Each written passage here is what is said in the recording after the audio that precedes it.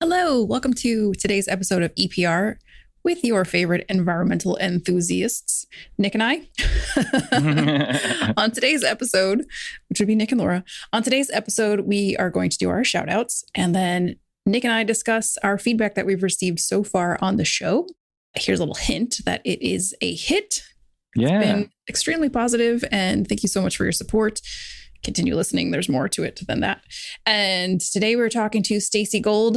Stacey is an office administrator with Arcadis. She's amazing, and her stories are so captivating. So good. Yeah. So we talked to her about diversity, equity, inclusion, among other things, and she gives us some really excellent insight into DEI and just some really great stories. So be sure to keep listening and check that out. So before you go, make sure that you subscribe, rate, and review. Cue the music.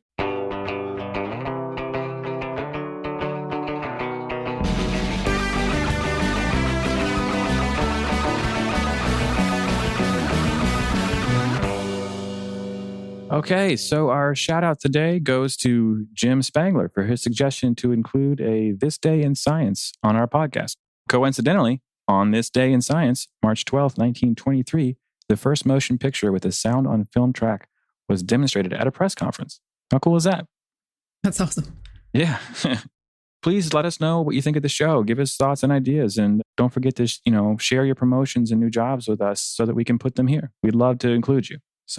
And also make sure that you register for the NAEP conference, which is going to be May 17th through the 20th. It's going to be really awesome. We've got a really good lineup of stuff coming for you guys.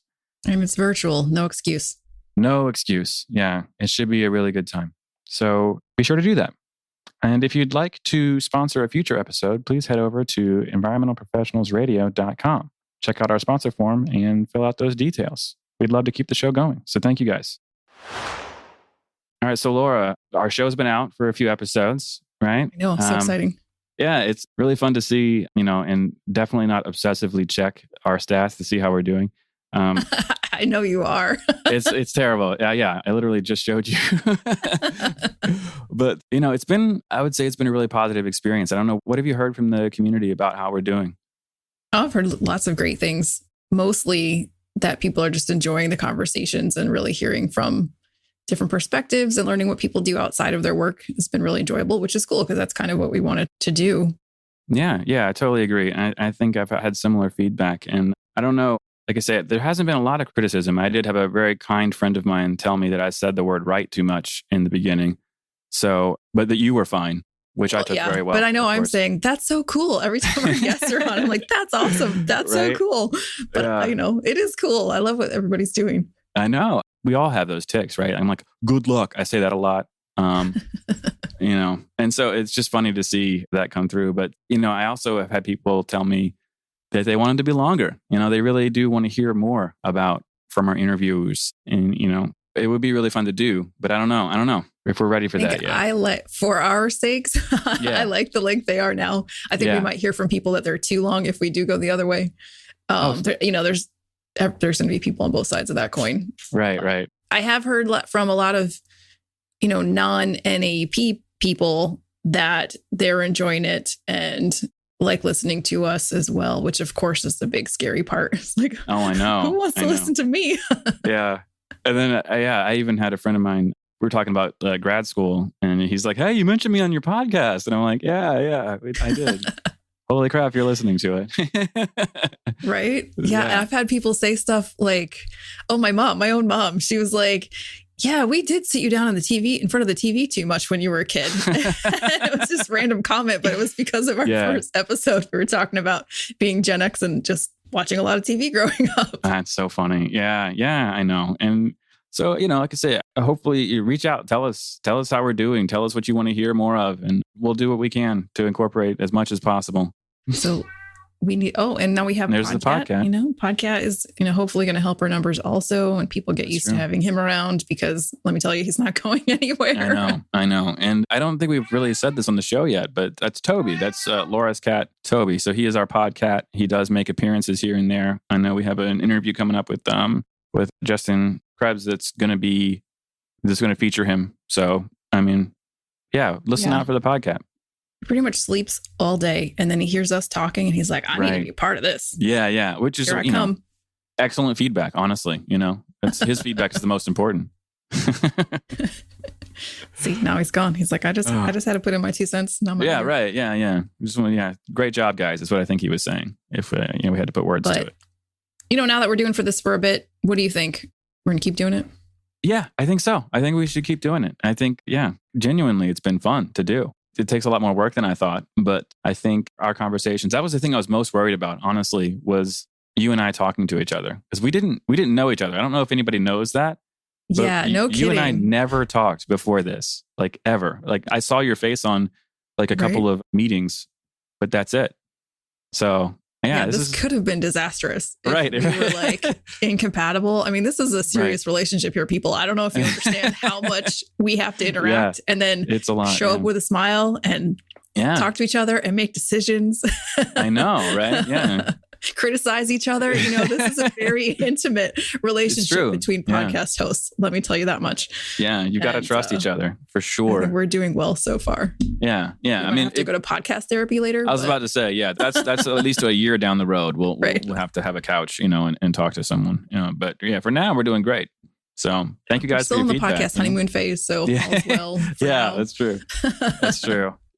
We actually are also, we record ahead. So we're not, what we're talking about now and what we have going on, a lot of people might not hear it until like a month later, right? But I forget that sometimes. And I'm like, hey, did you hear your shout outs on the most recent episode? And they're like, no, because it's not out yet. I'm like, oh yeah, that's right. I get excited about it. And that's a good point. We do need some more shout outs coming in. Help us get this work done. Yeah. Send us your shout outs, which is your promotions. If you got a new job. See, there you go. Okay, you got a new cat. Like, let us know. If you adopted. If you want Toby an animal, to shout out. That's worth a shout out, I think. For sure. Absolutely. We want to be sharing those things. And Podcat wants to hear them. Mm-hmm. Yeah. And then sponsors, we got some really great sponsors so far. But like Nic said, this is tons of work, and your sponsorships will definitely help us to keep this going. Absolutely. And us keep our sanity. Yeah, 100%. I really do. I can't say enough how much we appreciate you guys listening. It really does mean a lot to both of us. Like, we're not just doing this to talk to each other. I know it, but we really are doing this for you guys. That's really why we're doing it. And that support really helps us. It really does. It makes me feel like we're doing something worth doing. Right, for sure. And then it helps us stay motivated. Keep on doing it. And, the audience is people who are not NAEP members, people who are considering joining, people looking for jobs in environmental fields, people who want to connect with other environmental professionals, which are the best people on the planet. So I just, this is a blessed place to be. Yeah, for sure. And like I say, hopefully we keep having really fun guests and really interesting people on. And, we're going to keep doing that. We're going to keep striving. We're going to try to do some new different segments here and there, that'll come out and be fun and engaging, and, we want to hear more from you. We're going to set up a Twitter page here in a bit and start putting polls up, stuff like that, So just please reach out to us. Be interactive. We want to hear from you. Right. Be in our little family. Yeah, that's exactly what this is. We invite you to be in our podcast family. Yeah. And then we'll also sing to you sometimes. Yeah, sometimes. Not always. Gosh. Yeah. I think that's a clear indication it's time to wrap it up. It's time to wrap it up. Yeah. We went about 1 minute too long there. But no, thank you guys. I really appreciate having you listen to us. All right. Welcome, Stacey. Super excited to have you here today. Thank you. Thank you for having me. Yeah. So we met a while back when we were going to do, when I say we, I mean the NAEP was doing a diversity and inclusion webinar.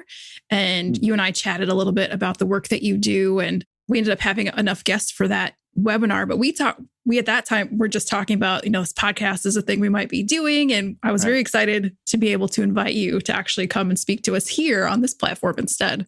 I am too. The work that you do. Yeah. So if you want to just get us started here and tell us a little bit about your role at Arcadis and what you do there. Sure. I've been with Arcadis for 10 years this past September, and I fall under the admin division.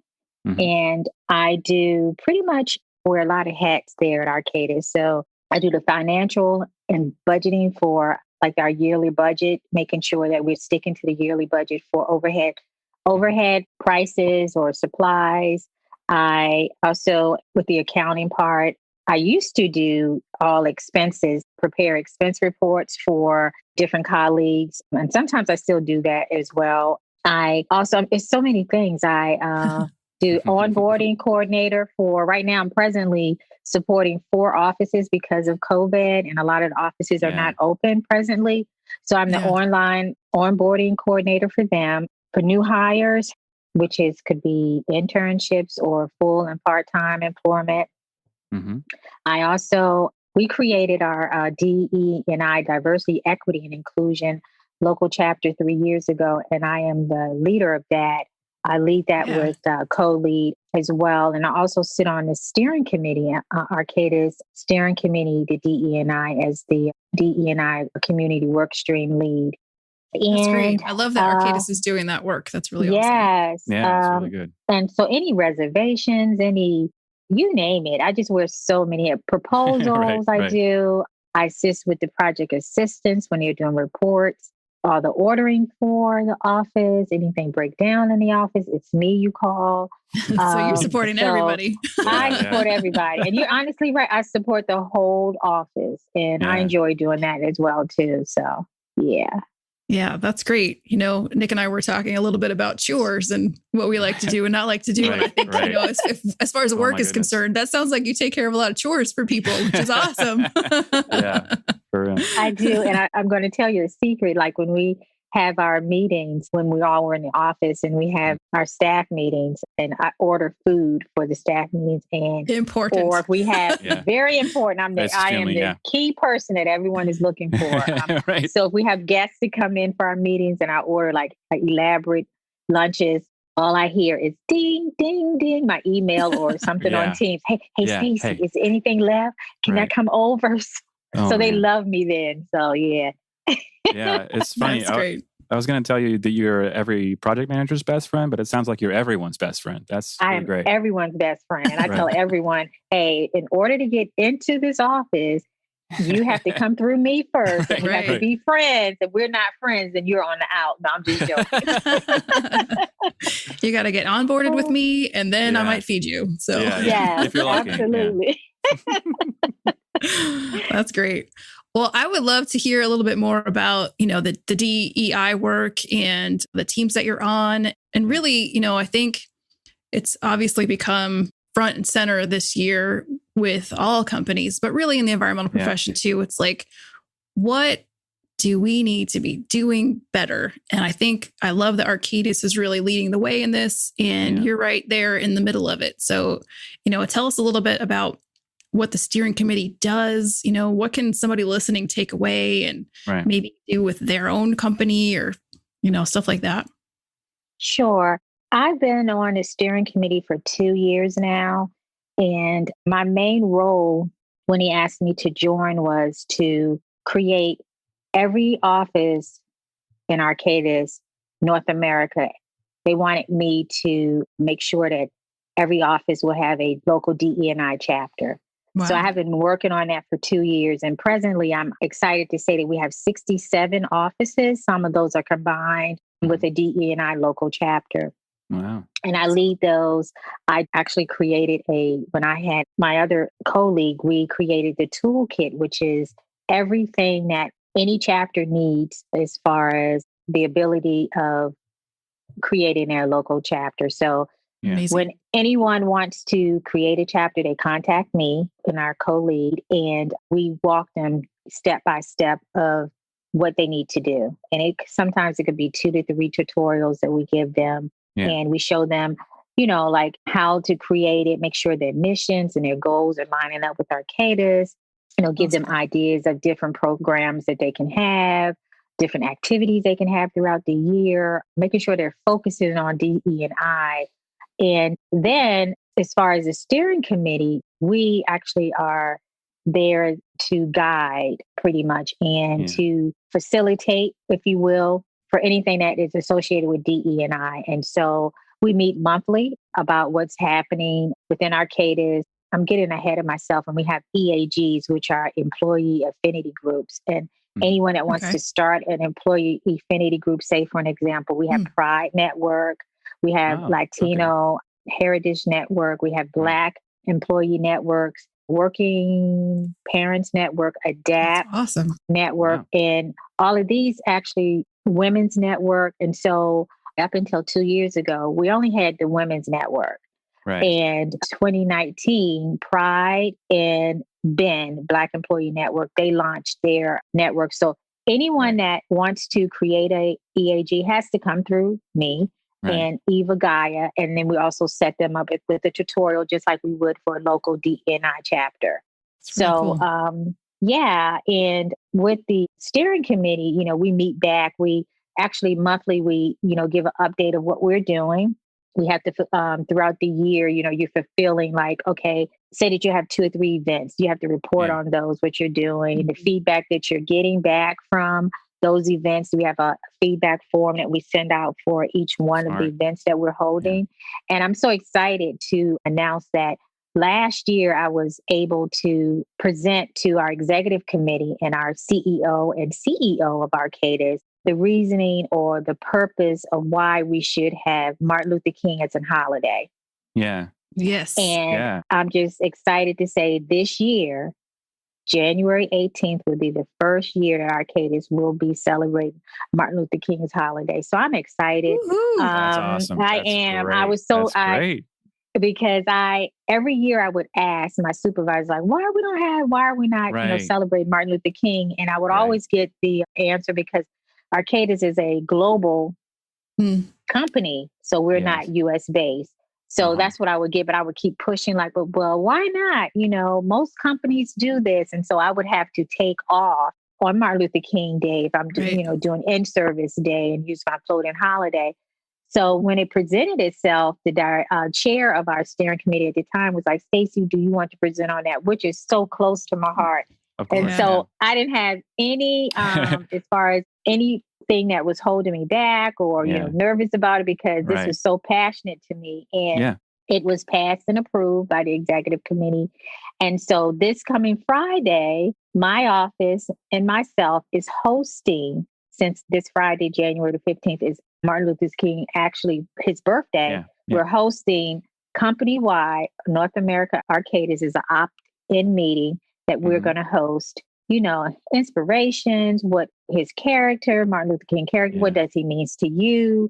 You know, how has he affected your life? And so I'll be leading that with several of the EAGs, well, all of the EAGs will be on. I asked them to join us as well. The executive officer, Alex Brufftrial, will be there as well. So it's going to be an hour long. And so when we started to plan that, we had our meeting, like our little planning meeting, and I had everything. I had sent out like 2 weeks prior an agenda. And so everyone that was on the call was like, Stacey, this was so, you know, this is so great, so organized. I said, do you know how long I've been working on this? I said, for years. I said, I would just write down like little things like, if we ever have this holiday, this is how I would want it to go. This is what I want to see, you know? So I just had to pull those notes out and kind of tweak them a little bit. So this Friday will be a company-wide celebration, and then also give ideas of what you can do in your office, in your city or state for in-service doing on the 18th. So we'll have a part of all of that.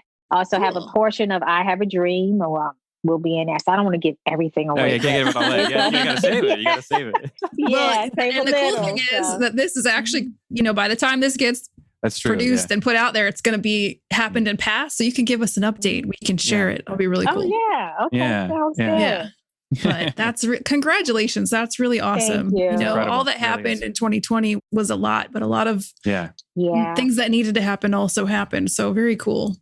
That's great. I have another question though about your onboarding. You know, a lot of our members and myself as a career coach work with people who are looking for jobs in the environmental field. And, you know, if someone is listening and they're looking, whether they were looking to work at Arcadis or anywhere else, since you're the person behind the entry doorway there, like what kind of advice, what does onboarding look like for somebody maybe who's just going to be starting at Arcadis soon, and what should they expect? We have tried to make onboarding as routinely as we can virtually. And I would like to say from that, for our DE&I local chapter, we created a new hire focus group. And we did it on the purposes of that to make sure that my whole thing is inclusive. inclusivity, for everyone. And that's just my middle name. And Right. so we created this new hire focus group last January, and it's for grades 5 and below. And these are anonymous questions that we ask them, how are we doing? How was your onboarding? Yeah. How was your first 3 months here? How was your buddy? Do you have contact with your project manager? Do you need work? Are you getting enough work? Are you being introduced to different projects? So it was really in depth. And then all of those questions and answers, we met back with all the new hires last January before COVID hit, and everything was anonymous. And so we went back over the questions like, well, why did you answer? Like, give us a little more. If you can give us a little more information, like, why did you answer it this way? Right. And they did. And then we, the committee, actually, and her name is Katie Theron. I love to give credit where credit is due, because she actually took the horns of this. It was my, vision, and that we should have a focus group, and others on the committee was like, this would be great to have. Megan Good is also the co-chair of the local chapter. And so Katie took it upon herself, and she created questions. She was going back and forth with us. What about these questions? And we're just feeling it like, this would be a great question. So when it all came together, and after the new hire anonymously filled out these questionnaires, we sent these to the project managers, all of the PMs, and to let them see what they can do, if anything, if they, to let them see what they need to work on better and to make it better for the new hires. So the end result is we don't want them to leave. So whatever we can do to make them stay with us at Arcadis, that's the purpose of us doing that. So the feedback was very, very good from the project managers. And then we were going to follow up, back in February, the end of February, 1st of March last year, and have a meeting with the project managers and get their feedback and how they, what they felt about the questions. Then we were going to take that information back to the new hires and then work so it could be like a team effort. But it didn't happen.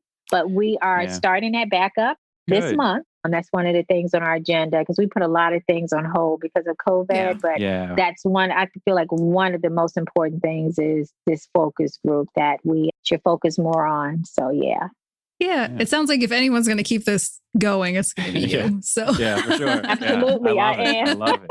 Yeah, I am. One thing I'm curious about is, you have the steering committee and the local 67 locations. How do you guys know if it's working? Like, what are there certain goals that you're asking people to meet, or just, are we just trying to be better? Like, what's the goals you guys set? Yes, they have, each office have their own goals, right? Okay. Their own goal, missions, and vision. As long as those goals or missions and visions line up with Arcadis, because they have to present those to us. Like, this is what our goal is, in writing, this is our vision. For an example, for our office, our goal is we want to recruit more diversity in our office, because for about 7 years, I was the only person of color in our office. Wow. And so that's why it was so dear to me. Like, we need to do the recruitment part of it.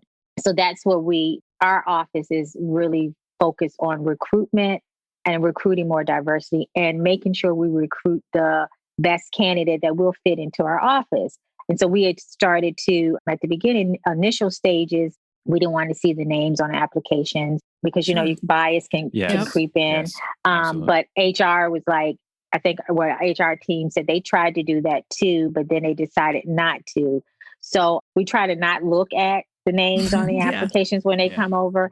And doing all of this, another thing that we created for our local chapter is called a optimizer.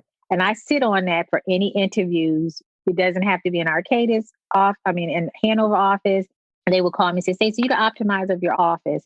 And I say, yes. And it's actually the committee, but pretty much I do it most of the time. And so I'm sitting in on these interviews, making sure that bias does not creep in. And I let the candidate know my purpose. And I ask them questions because I do have HR experience from way back there. So I can ask questions as well, but I'm writing notes down because sometimes you can be in an interview and you forget you actually don't think you are crossing. I wouldn't say crossing the line, but bias start to creep in. Like, oh, you went to oh, my daughter went to that same college, or, my kids play on the same soccer team. That's a no-no, You can have those conversations, but that should not be a factor in why you are hiring that person. So I'm writing notes down about what I felt the need of that person, or if that person I felt should be a good candidate for our office. And then we meet after. I meet with the interviewing team,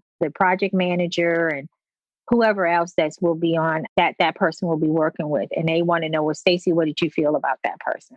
Yeah, and I just be so candid and I'm front like, hey, because this was, sometimes it was a few that was nervous when I came the meeting and looking like, what is she coming in here for? So I didn't do anything. I didn't do anything. And I could tell, some of them wasn't welcoming. That was okay, which is very sad, but in reality, it's not okay. But it's not. It's not. But it's very sad. It's very sad. And so, it's very sad. Of course, I was like, no, I don't think that'll be a good person. Will not fit our office. So that is called the optimizer. So I have interview this coming Monday for the Richmond office. They reached out to me. It was like, hey, Stacey, can you sit on this call as the optimizer? And I was like, yes. So, my name is getting out there. I don't know why. No, I'm just joking. It is now. Love it. It is now for sure. Yes. That's your movie.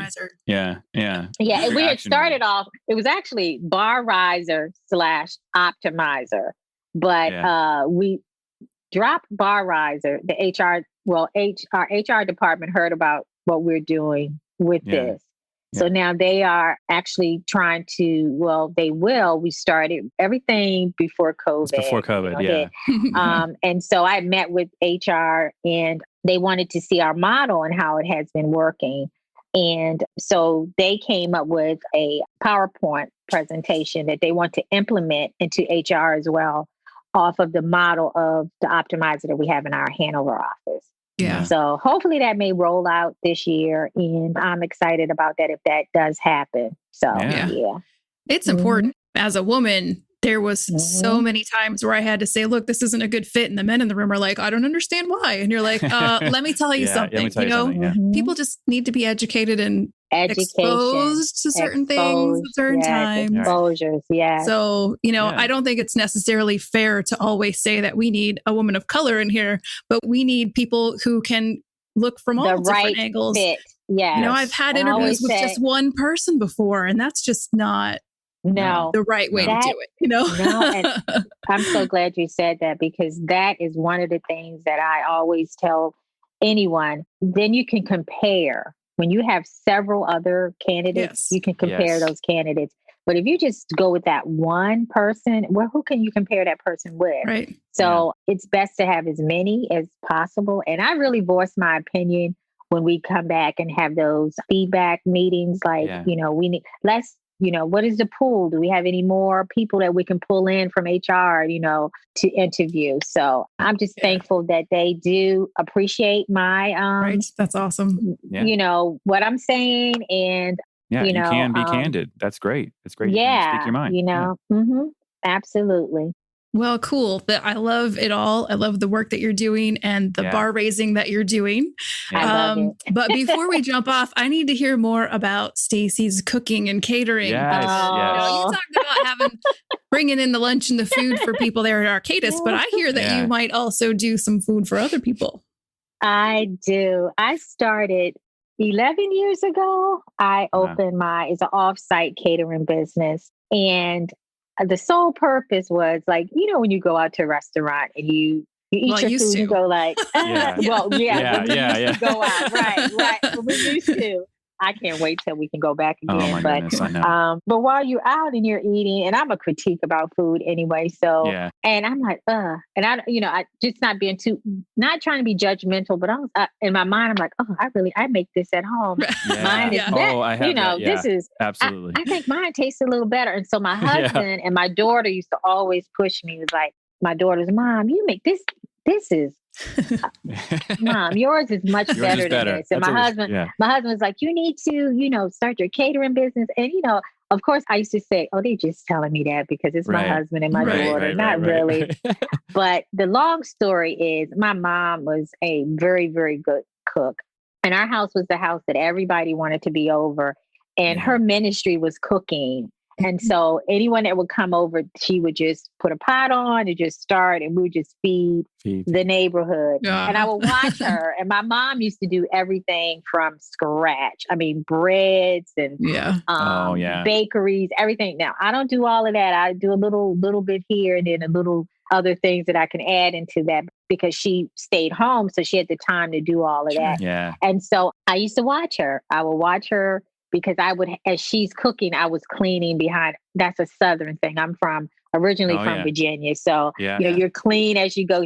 My mom had to have a clean kitchen. So as she's cooking, I'm cleaning up behind her, but I'm watching her as well. So I give all the credit to my mom. And when I started with my catering business, I wasn't working. I was in between jobs at the time, and it just flourished. And my catering is basically Southern cuisine. But if it's not on the if I don't have anything on the menu that you don't see, just ask me and I can make that for you. Wow. So, all right, I'm going to ask. Ask away.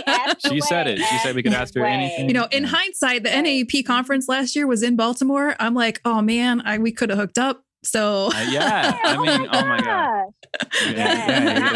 I just love putting. My mom used to love putting smiles on people's faces and say, "Oh, Mrs. Ravish, your food was so good. Or Mama Ravish, your food." I just love that. That I can put a smile on anyone's face, and I love doing it. It's a passion. If anyone calls and I have the time to do it, I will do wedding, baby showers, graduations, football parties. Nice. Whatever celebration, retirement parties, whatever you want, recitals, baptismals, anything you want. My motto is we will cater to your every need. So whatever you want, if you don't see it on the menu, just let me know. And what is the one, what's your one thing though that people are like, I got to have this from Stacey? Yeah. I make a really, really good seafood salad. Oh. And and it has shrimp and crab meat and all kinds of, I don't do any noodles. No noodles, because some people have noodles in there. Seafood. No noodles for me. The Alaskan crab legs and everything. I can't give you everything because then you're probably of course. Trade secrets, folks. Trade secrets. Right. So my daughter is like, Mom, you need to do a cookbook. And then her and my husband has been on me for about 8 or 9 years to do a cookbook. But I tell them I don't measure anything.